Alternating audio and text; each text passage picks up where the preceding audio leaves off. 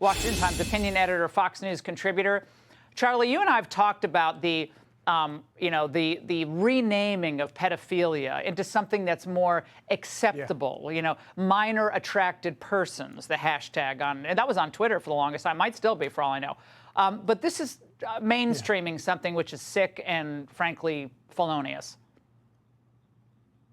Yeah, at some point you have to stop and wonder if it's not all intentional, because it sure does seem like it's all intentional. And I think that the degree to which you have a lot of people on the left and at these social media companies talking about white supremacy and trying to promote this idea that there are all these white supremacists that are all over the internet and all over taking over our country. Meanwhile, they're ignoring real criminal acts, like in this case with Instagram and this study where you have child pedophilia, you have child pornography being distributed on their platform. And as you point out, this, imagine how much maybe Mark Zuckerberg might have been able to clean up his own website from peddling this crap if instead of spending $500 million to hijack the 2020 election, he had spent trying to clean it up.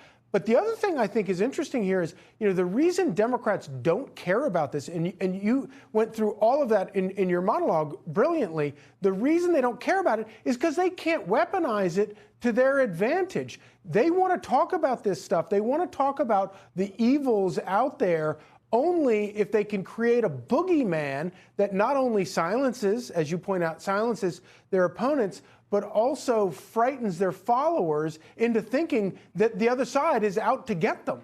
I think, Charlie, you're making such a great point, and it reminds me, this is why they really get their hair up on their backs when you say you're trying to groom these kids. What else do you call this? Yes. Like, what else is this? If you're telling 6-year-olds, no, you're not a boy, you're a girl. Good, let's change your name, get the skirt on. Everyone, you have to call this boy by the new. It's ridiculous, and it's an attempt to get kids used to being sexual beings before most of them can do basic math and reading. That's what this is all about. And forcing, I'm going to say it till I'm blue in the face. Yeah, I don't care who the hell complains.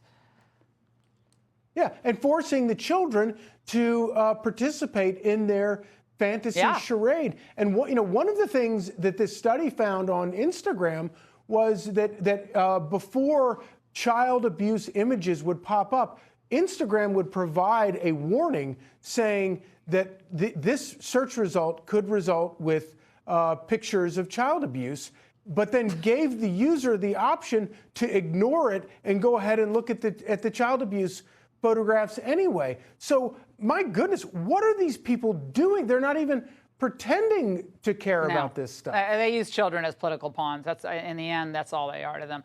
Now, Meta, which of course owns Instagram, Facebook, they're claiming that they're taking action to try to stop this problem. They're forming, of course, they all stand by, the task force to investigate how the app facilitates the spread and sale of child sexual abuse material. Where's the Attorney General here, Charlie? Are they still worrying about, getting the next grand jury against Trump? Where is our Attorney General who says that white supremacy is the biggest problem facing the country? Got kids being trafficked. Exactly. No, that's a great.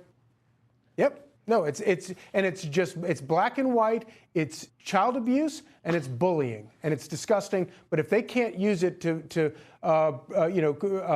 benefit them politically, they do not care. Yeah, Charlie, if they can't use it to ballot harvest, it's not a problem for the day, right? We're going to put it off for the next year. Charlie, thank you for this. We appreciate it. Hey, Sean Hannity here. Hey, click here to subscribe to Fox News YouTube page and catch our hottest interviews and most compelling analysis.